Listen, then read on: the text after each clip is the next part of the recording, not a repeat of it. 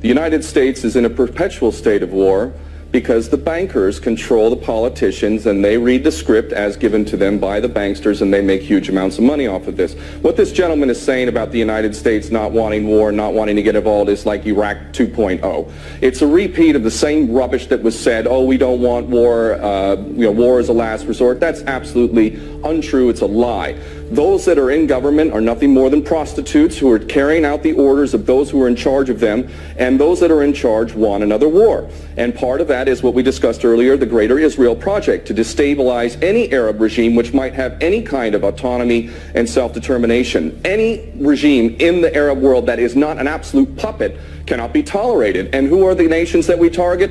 Those that are not puppets. We don't target those like the Saudi regime, which is the biggest human rights violator in that region. It's cutting off people's heads in public, cutting off hands. It is the most grotesque regime on the planet, and yet we give that regime weapons, and it's no problem whatsoever. The duplicity and hypocrisy of the United States and the West can't even be measured. It is so enormous. And these mouthpieces, such as this gentleman in Washington, is only doing a disservice to himself and his country.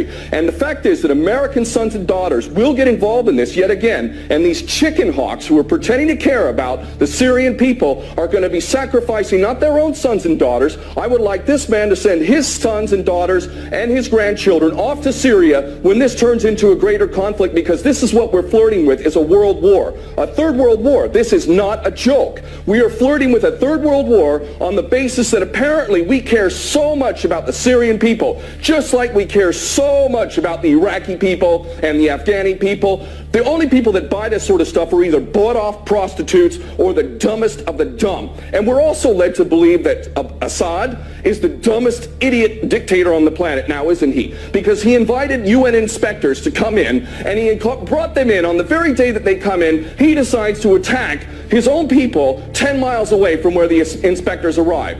This is beyond ridiculous, and the only people that buy this, again, are bought-off prostitutes or the dumbest of the dumb.